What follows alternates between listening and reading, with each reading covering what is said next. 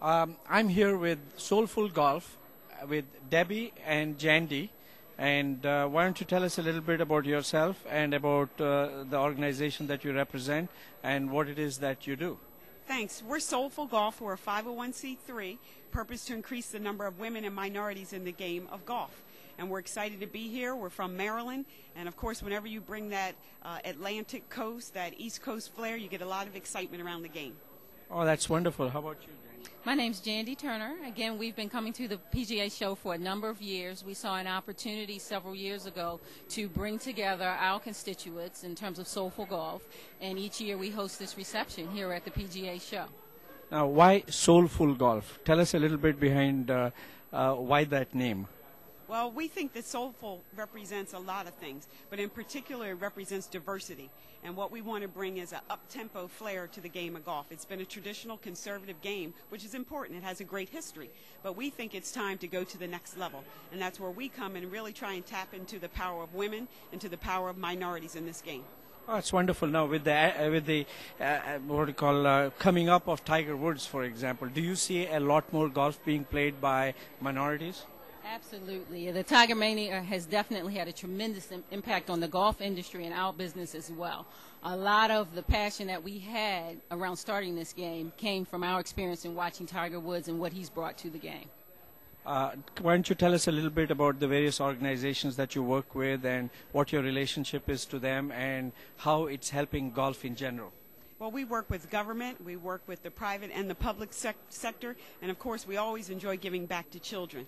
Anywhere there's a market that's underserved, we try to reach back, and we do that through tournaments, planning events. We do it through specialty events such as leadership academies for corporate executives, and we do it through our own teaching and instruction. We try to introduce the game to people who've never heard about it or thought about it but might have been a little scared. Wow, that's quite challenging, isn't it? And a lot of fun too, I bet. That's the part we like about it. It's the fun part. Now, tell me something. Is this just for minorities, or is anybody welcome, or how do you go about recruiting who you get into the program? Well, we feel that business, to be a successful business person, it's about long-term relationships. And Jandy and I have spent a number of years in corporate America and small business, so we talk to everyone: white, black, young, old, blue, green, yellow, purple. So Soulful Golf really is a spirit. It isn't necessarily skin color. I echo her thoughts. We have never discriminated, never will. We think there's a lot of value in diversity, and we try to bring diversity to everything that we do. Now, traditionally people have thought of golf as a very expensive sport. It costs a lot to play a round of golf. You have to buy the clubs, the ball, and all that. How do you, leap over that kind of, restriction, if you will, in golf? I think most people who have an apprehension or fear around the game of golf is because they don't understand that it can be inexpensive. If you desire to play at a high level, as in the best courses, the best equipment, yes, it can be very expensive. But thank heavens we have public courses. We have opportunities where we can go out and play for, it doesn't cost a lot of money. Tell me, which is a good place to play golf here in Florida? I would say I spent some time over at the Marriott Grand Vista, where they have the Faldo Institute. So I think that's a beautiful course. Now, where do you pull your instructors from for this whole program?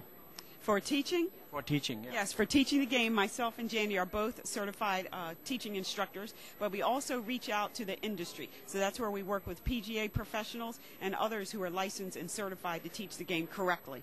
Maybe I should take some pointers from you before this is done, huh? Now, let me ask you one final question, okay?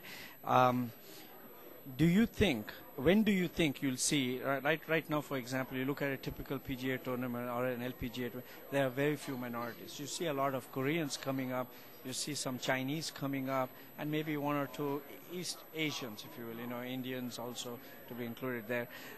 When do you think you'll see this to be a sport where you see a lot more diversity? How long do you think this program is going to take? It'll take a while, we think. We're very, look forward to the day when you will see a lot more diversity. We've sort of taken some steps upon ourselves to introduce this game also to kids as young as 5 years old. So we think with a lot of the efforts that we're doing to introducing this game to kids, we will see kids grow up with a love of the game, and will hopefully a few of them will go on to be able to play professional. Also, there's a big part of sports is modeling and mentoring. And by seeing the images on television today, looking at the Tiger, looking at various players, people of color, then children can believe that can be me. So it gives them an option. That's wonderful. So what you're really doing is bringing body and soul into golf. Absolutely. Right? Absolutely. And I wish you all the best. Congratulations, and I hope you are successful in this. Thank you. Thank you. Thank you very much.